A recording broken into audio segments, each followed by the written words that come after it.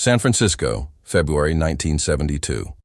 The Pacific Athletic Club occupied the second floor of a weathered brick building situated on Geary Street. That particular night, the air was thick with the familiar scent of leather, magnesium resin, and the distinct, almost primal sweat of men who had devoted decades of their lives to being slammed into the floor with enough raw force to splinter solid wood. The fluorescent lights hanging directly above the tatami were cold, white, and completely unforgiving. The kind of light that strips away every flaw, exposes every imperfection, and leaves absolutely no scar hidden from view. Outside, the dense San Francisco fog pressed firmly against the windows as though it were desperately trying to push its way inside. Within the hall, 86 people were tightly packed against the walls and crammed into folding chairs, arranged carefully along three sides of the central tatami. Journalists, instructors, and athletes representing half a dozen different disciplines, some dressed in their traditional kimonos, others wearing plain pants and t-shirts, all had their eyes locked onto the center of the hall with the particular, almost reverent focus of people who could sense deep down that they were about to witness something they would never truly forget. No one could say with certainty exactly what that moment would look like, but the one name that had been circulating restlessly on every tongue for the past 2 hours remained the same. Victor Sorokin. Victor Alexei Sorokin. He was 31 years old in February 1972 and stood at an imposing 1.93 meters tall. He weighed a solid 118 kilo, without a single measurable ounce of fat anywhere on his body, according to the thorough physical assessment conducted by the Soviet Olympic Committee 3 months prior in Moscow, carried out specifically in preparation for the upcoming Munich Games. He was the sole reason every single person in that room had shown up that evening. He represented to those who genuinely and deeply understood wrestling the most persuasive and compelling case the world had put forward in the past decade for one single undeniable idea: that Greco-Roman wrestling was, without question, the most complete and sophisticated combat system ever forged by human civilization. Sorokin had claimed the European Greco-Roman Wrestling Championship title in 1967, 1969, and again in 1971. He had gone on to win 6 major international competitions, remaining completely undefeated across 3 different countries, consistently facing opponents who averaged around 105 kilos in body weight. He had fulfilled his mandatory military service obligation within the Red Army, not as an ordinary trainee learning the basics, but as a fully qualified hand-to-hand combat instructor, and he had achieved that distinction at just 18 years of age. What truly set Sorokin apart from every other competitor wasn't simply his extraordinary physical strength, but rather the remarkable and almost unsettling speed at which he was capable of moving 118 kilos of finely conditioned, battle-tested muscle. In recorded competition footage from both 1969 and 1971, referees consistently documented an average submission time of just 6.5 seconds from the precise moment of initial contact with an opponent. To place that in proper context, the average human reaction time to a visual stimulus is approximately 0.25 seconds. Sorokin, in practice, did not allow even that narrow window of time to exist. The mechanics that made this possible were both straightforward in concept and utterly brutal in execution. Greco-Roman wrestling strictly forbids any holds applied below the waist, which means the entire concentrated force of the discipline is channeled directly into the upper torso, the shoulders, the neck, and the arms. A high-level Greco-Roman wrestler is capable of generating enough rotational torque at the hip to transfer, according to detailed biomechanical research published by the University of Prague in 1968, somewhere between 480 and 520 kilo of force per square meter at the precise peak moment of a high-amplitude throw. Sorokin consistently performed 2 full standard deviations above the established mean, even when measured against other elite-level competitors. The opponents he launched forcefully onto the mat rarely experienced the sensation of simply being taken down. What they felt, almost universally, was the sensation of being struck head-on by a fast-moving vehicle. Viktor Sorokin's entire competitive mindset was deeply grounded in a core belief he made absolutely no effort to conceal across any interview, symposium, or technical seminar he ever participated in. In his view, any martial art that was not firmly rooted in genuine physical contact, authentic resistance, and true unfiltered body-to-body pressure was nothing more than, in his own precise words, theater performed in uniform. He maintained a genuine and considerable respect for skilled sambo fighters, high-level judokas, and boxers who had built themselves on a solid technical foundation. But for everything else, for styles that leaned primarily on strikes, on kicks launched from a comfortable distance, and on combat philosophies that placed fluidity and aesthetics above structural integrity and functional effectiveness, his position never once wavered. These were systems engineered to dazzle and impress spectators seated safely in the crowd, not to endure or survive the very first moment of real, unfiltered contact with an opponent who weighed more than 100 kilos. That evening, Sorokin had just concluded a thorough 40-minute technical demonstration in which he had explained, in surprisingly functional English and, with the assistance of a dedicated interpreter standing beside him, the fundamental biomechanical principles that form the backbone of Greco-Roman wrestling. During the session, he had thrown 3 separate volunteers drawn from the audience, each of whom weighed well over 85 kilo, with a level of clinical precision and an apparent ease that made the effort seem almost trivial. The crowd had fallen into complete silence during each of the demonstrations. Not the dull, disengaged silence of an uninterested audience, but rather the deep, weighted silence of people in the presence of something they simply did not possess the vocabulary to adequately describe or articulate. It was during the open question and answer session that followed the demonstration that someone in the room brought up the name of Bruce Lee. The question originated from a journalist working for Black Belt magazine named Peter Walsh, who was seated in the third row with a notepad balanced carefully on his knee. Walsh posed his question in a calm and measured tone, asking what Sorokin's honest opinion was of Jeet Kune, the distinctive combat system developed by Chinese-American martial artist Bruce Lee, which had been steadily gaining wider attention and visibility over the previous 2 years through a growing collection of published articles and live demonstrations spreading throughout the West Coast martial arts circuit. Sorokin listened attentively as the translation was delivered, aloud. A deliberate silence of approximately 3 seconds to pass, and then gave his response. The interpreter conveyed it back to the room, word for word, without softening a single syllable. Jeet Kune is not a fighting system. It is nothing more than a shallow philosophy that has been dressed up and presented as one. A man weighing 63 kilograms who constructs an entire martial art around the convenient notion that philosophy alone can stand in for solid structure, fundamentally does not understand what real combat actually demands. Real combat is weight pressing against weight, pressure meeting pressure head-on. Philosophy, no matter how elegant or refined, simply cannot hold its ground against 118 kilograms of force set into motion. The moment that first contact is made, absolutely nothing will remain standing except physics. The room fell into a silence that felt noticeably and meaningfully different from the silence that had accompanied the demonstrations. Bruce Lee was standing just outside. He had arrived at the Pacific Athletic Club roughly 40 minutes earlier, having been personally invited by the event organizers to attend the evening as an observer. He was not listed anywhere on the official schedule, and his presence had not been announced to the audience. He had come dressed in black pants, a long-sleeved gray shirt, and clean white sneakers. 140 pounds, 63 kilograms He made his quiet way through the side corridor leading into the hall. A handful of people immediately recognized who he was. The Green Hornet had made its debut on American television just over 4 years prior, and the series continued to air regularly in syndicated reruns across the country.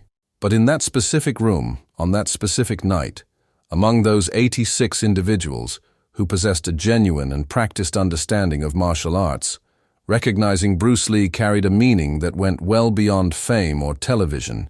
It meant instantly and instinctively grasping the sheer physical disparity between the two men now sharing the same space. 118 kilograms standing opposite 63, 1.93 meters facing 1.72. A difference in height of 21 centimeters. a difference in body weight of 55 kilograms. To give that number some human scale and context, 55 kilograms is roughly the equivalent of the body weight of an average adult woman. In practical terms, Sorokin weighed the same as Bruce Lee, combined with a fully grown adult woman standing beside him. When Bruce stepped through the door and into the room, someone seated in the audience laughed. It wasn't a laugh born of cruelty or mockery, but one that rose naturally and involuntarily from a place of genuine, unfiltered disbelief. The kind of laughter that surfaces spontaneously when the human mind encounters a situation or an image so incongruous that it simply has no other available mechanism to process what it is seeing. Sorokin turned and looked at Bruce for the very first time, offered no words, and assessed him with the steady, practiced eyes of an athlete who had spent the better part of 15 years training himself to read and evaluate opponents in the span of mere fractions of a second. Then, without a trace of hostility, and carrying with him the kind of deep, settled confidence that has never once felt the need to announce or perform itself, he turned his full attention calmly back to the waiting room. Bruce Lee walked onto the mat, coming to a stop roughly 3 meters from Sorokin. Someone in the room murmured quietly that they hoped this wouldn't actually go ahead. Nobody responded. It was Bruce who broke the silence first, speaking in English, his voice steady and unhurried. "May I ask you something?" Sorokin folded his arms and gave a single nod. Bruce said that while the man claimed philosophy couldn't withstand physics, all physics begins with a premise, and a flawed premise will always lead to a flawed conclusion. Sorokin waited through the translation. A brief silence followed. "Do you want to discuss or demonstrate?" Bruce didn't answer right away. He looked down at the tatami, then back up. At Sorokin, demonstrating is more honest. The temperature of the room shifted. Not literally, but every single person present felt it happen. The two men moved toward the center of the tatami. Sorokin's interpreter stepped back to the edge of the space. Walsh stopped writing. 3 photographers lifted their cameras. Not a single sound came from anyone in the room. What most of those present anticipated was a clash of styles, the kind of exchange they had witnessed in competitions, in demonstrations, in films. One man would advance, contact would be made, some technical back and forth would follow, and whatever the outcome was, each person would interpret it through the lens of what they already believed. What nobody in the room was accounting for was the distance. Sorokin settled into his classic Greco-Roman wrestling stance. Knees fractionally bent, weight evenly distributed across both feet, arms extended forward in the clinch position, the same stance he had executed thousands upon thousands of times, the one that initiated the first phase of the lockup. For a wrestler competing at the Olympic level, that first moment of contact represents the peak of technical advantage. It is precisely there, within that opening second of the clinch, that 118 kilo of trained muscle transfers its full momentum into the body of an opponent. Sorokin understood this more deeply than anyone else standing in that room. Distance was Bruce's problem. The moment Sorokin closed the gap and established the clinch, the matter would cease to be technical. It would become purely structural. 63 kilograms simply cannot sustain the sustained pressure of 118 kilo with a leverage advantage for any longer than 2 or 3 seconds. Bruce Lee stood perfectly still. This caught Sorokin off guard enough that he paused for half a second. A 63 kilo fighter, standing motionless in front of an athlete of his size and reach, was doing one of exactly 2 things. Either he genuinely didn't grasp the danger he was in, or he knew something that Sorokin had not yet been able to identify. Sorokin took his first step forward, arms extended, weight beginning to shift onto his front foot. Bruce didn't retreat. Sorokin took a second step. They were now less than 2 meters apart. At that proximity, with Sorokin already in motion, any fighter operating on basic survival instinct would have begun moving their feet laterally, backward, in any direction that created distance. Because at 2 meters from Viktor Sorokin, with his weight committed forward, the clock was already running. Bruce didn't move. What those positioned closest to the tatami witnessed in the moments that followed was described in slightly varying ways, because the human eye does not track movement at that velocity with any narrative accuracy. But there was one point on which every account agreed. Sorokin drove forward to close the clinch, his full body weight in motion, And he met nothing. Not a retreat, not a lateral sidestep of the kind a boxer would use. Something else entirely. An angular deflection that biomechanists would characterize years later as a hip rotation of approximately 32 degrees pivoting on the left foot, executed at the precise instant when Sorokin's committed weight had already locked the direction of his advance beyond the point of correction. The physics involved is both simple and unsparing. When 118 kilo in motion encounters resistance, it stops. When it encounters emptiness, it continues. Sorokin continued forward for exactly as long as it took for his angle of balance to become unrecoverable. What unfolded across the following 6 seconds went like this. Sorokin, having met no resistance, produced a forward trunk imbalance of roughly 15 degrees. In that same instant, Bruce Lee was no longer where he had been standing. He was beside him, not behind him. Beside him, occupying the blind spot of Sorokin's peripheral vision, with the palm of his left hand resting lightly against the upper portion of Sorokin's right arm. Not applying pressure, simply maintaining enough contact to read the movement beneath it. Bruce's right palm was placed just below Sorokin's collarbone, at the precise anatomical point that practitioners of Wing Chun and Jeet Kune identify as the structural center of pressure in the upper torso. What Bruce did with those two open palms was not a punch. It was not a strike in any conventional sense. It was an extension, a release of concentrated force across approximately 2 meters, compressed into 0.4 seconds, directed not against Sorokin's mass, but channeled straight through the imbalance that Sorokin himself had generated by committing his weight forward. Amplifying an imbalance that already exists demands a fraction of the energy required to create a new one from nothing. 118 kilograms already in the process of falling requires vastly less force to redirect than 118 kilos standing firm and rooted. Victor Alexei Sorokin, 3-time European champion, holder of the best documented average submission time in Soviet Greco-Roman wrestling throughout the entire decade of the 1960s, went to the ground, not sideways, forward. With his full weight behind him and no possibility of executing a breakfall, because the imbalance had already begun its course before Sorokin's nervous system had registered that anything had gone wrong at all. The sound of his body meeting the mat was audible across the entire room. Peter Walsh's stopwatch, which he had instinctively started the moment the two men made first contact, read 7 seconds, 7 seconds. The room held a complete and total silence for 4 full seconds after the impact. Then someone released a breath they had been holding without, realizing it, and the sound moved through the space like a slow wave passing through still water. Bruce Lee did not look at the audience. He looked at Sorokin and extended his hand. Sorokin remained on the floor for a moment that felt considerably longer than it was, not because of any physical injury, but because of what was happening internally. The nervous system of an elite athlete, when confronted with an outcome that directly and fundamentally contradicts a model built across 15 years of relentless training, does not process it instantly. There is a measurable gap between what the senses receive and what the mind is willing to accept as real. Sorokin looked at the floor. He looked at his own hands. He looked up at Bruce Lee, who stood without moving, hand still extended, posture relaxed and open, breathing completely undisturbed. He took the hand. He stood up. He said nothing. Walsh stared at the stopwatch, wrote the number into his notepad, then crossed it out.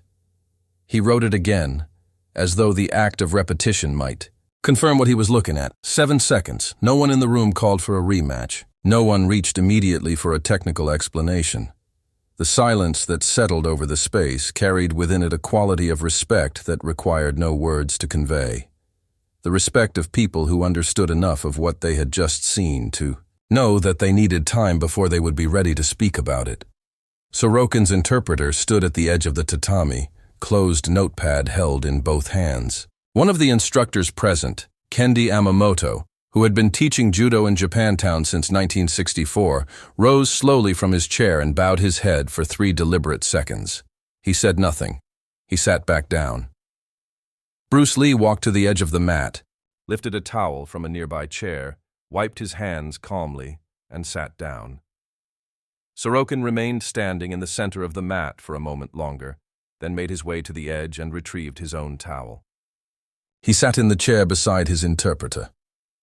Walsh approached and asked Sorokin quietly, almost in a whisper, whether he wished to say anything about what had just taken place.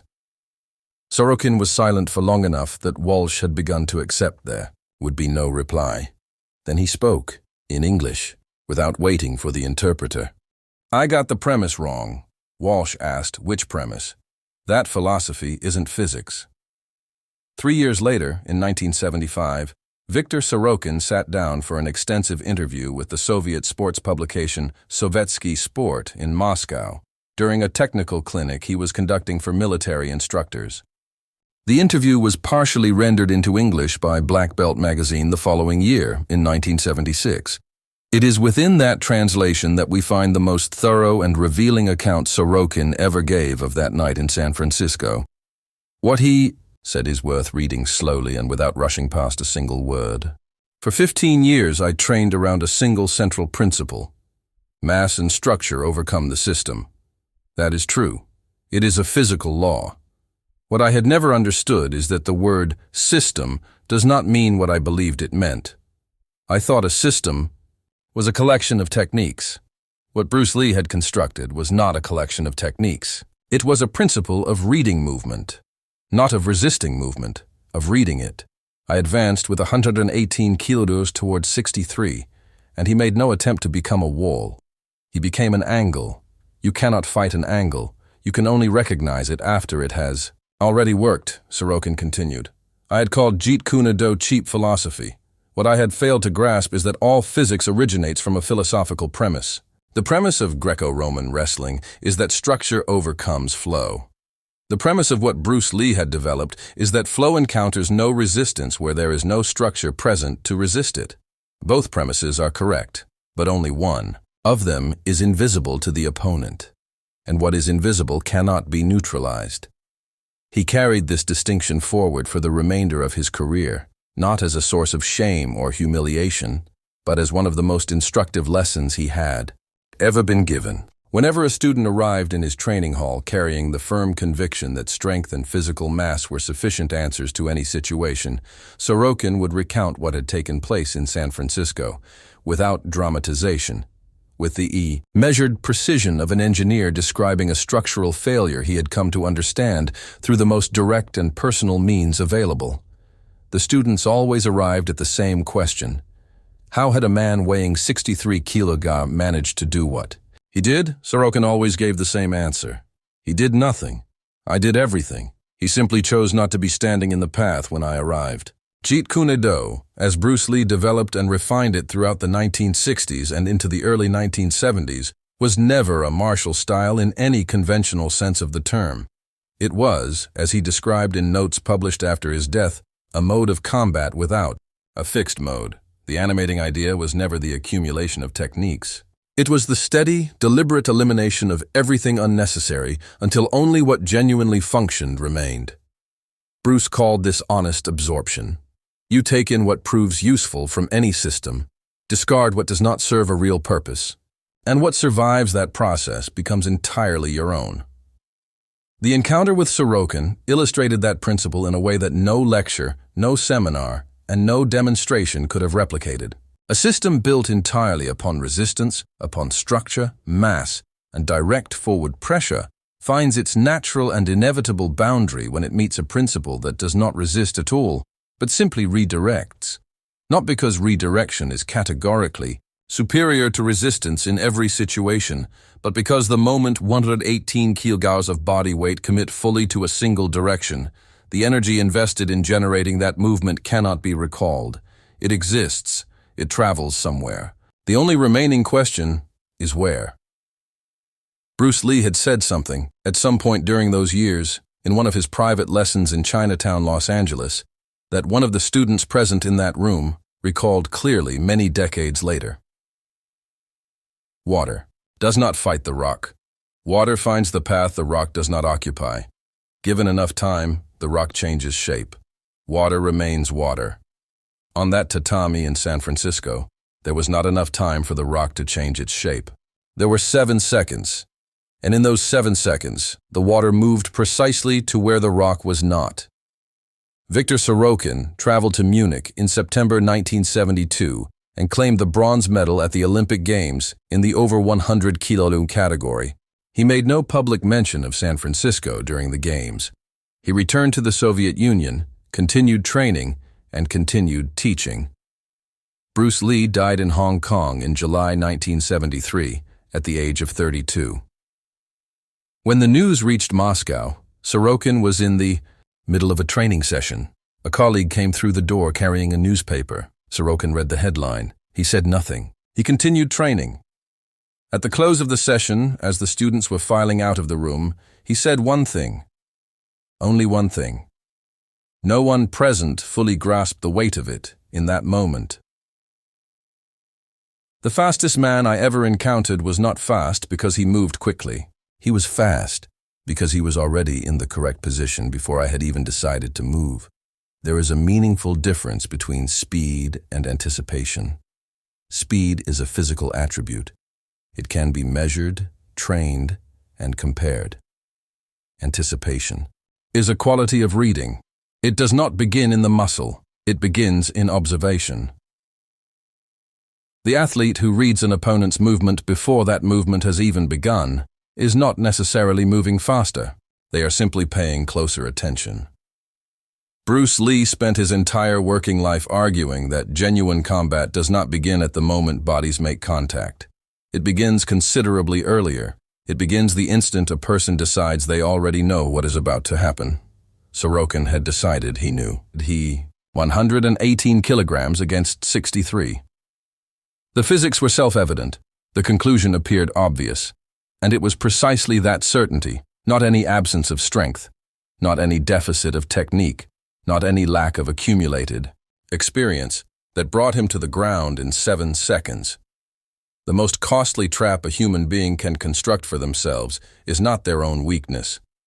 It is the unshakable conviction that they already possess the answer. Because the moment you are certain you already know, you stop genuinely looking. And when you stop looking, the world continues moving forward. Only now it does so without you. Bruce Lee weighed 63 kilos.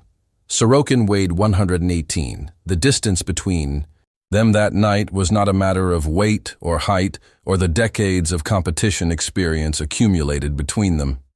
It came down to a single thing. One of them stepped onto that mat to confirm what he had already decided was true. The other stepped onto it to see clearly what was actually there.